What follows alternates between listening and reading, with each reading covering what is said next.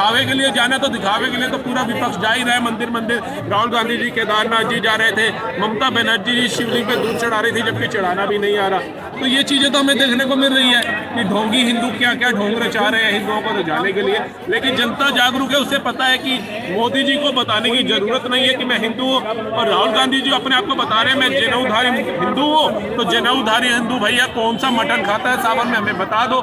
और इनकी बहन कह रही थी हम कश्मीरी पंडित है, तो कौन सा कश्मीरी पंडित जो लहसुन प्याज पे नहीं खाने की बात कर रहा था वो भी मटन खा रहा है सावन में बैठ करके। हम भी यही कह रहे हैं, आपने जो करना है कर्म आपके अपने सबके अपने अपने हैं। आप अपना कर्म कर रहे हैं उसको भोगेंगे आप ही, आपकी जगह कोई और नहीं भोगेगा। तो आप जो कर्म कर रहे हैं भगवान का निरादर कर करके आपको उसका फल मिल रहा है और आगे भी मिलेगा।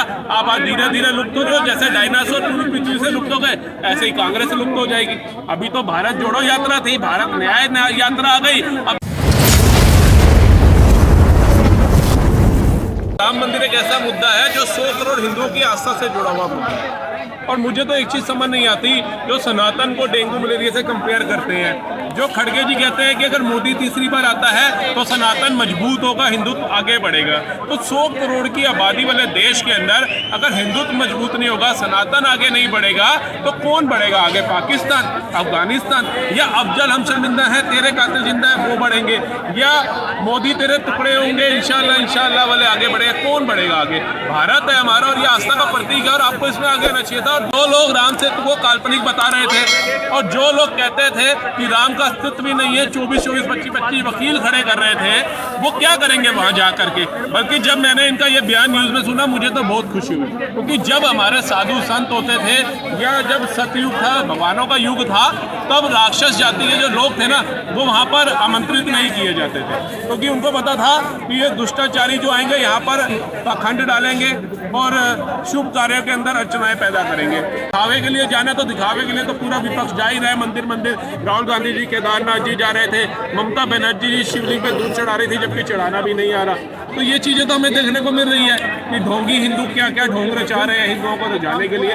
लेकिन जनता जागरूक है, उसे पता है कि मोदी जी को बताने की जरूरत नहीं है कि मैं हिंदू हूँ। और राहुल गांधी जी अपने आप को बता रहे हैं मैं जनेऊधारी हिंदू हूँ, तो जनेऊधारी हिंदू भैया कौन सा मटन खाता है सावन में, हमें बता दो। और इनकी बहन कह रही थी हम कश्मीरी पंडित है, तो कौन सा कश्मीरी पंडित जो लहसुन प्याज पे नहीं खाने की बात कर रहा था वो भी मटन खा रहा है सावन में बैठ करके। तो ये सिर्फ सनातन धर्म का अपमान आप लोगों ने जितना करना है करते जाओ करते जाओ। जैसे मोदी जी की माता जी का इन्होंने अपमान किया, उनके परिवार का किया, मोदी जी का भी कहीं नहीं छोड़ा।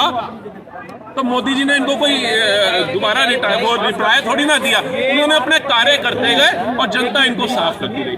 तो हम भी यही कह रहे हैं, आपने जो करना है कर्म आपके अपने सबके अपने अपने हैं। आप अपना कर्म कर रहे हैं उसको भोगेंगे आप ही, आपकी जगह कोई और नहीं भोगेगा। तो आप जो कर्म कर रहे हैं भगवान का निरादर कर करके आपको उसका फल मिल रहा है और आगे भी मिलेगा। आप आज धीरे धीरे लुप्त हो रहे हो, जैसे डायनासोर पूरी पृथ्वी से लुप्त हो गए ऐसे ही कांग्रेस लुप्त हो जाएगी।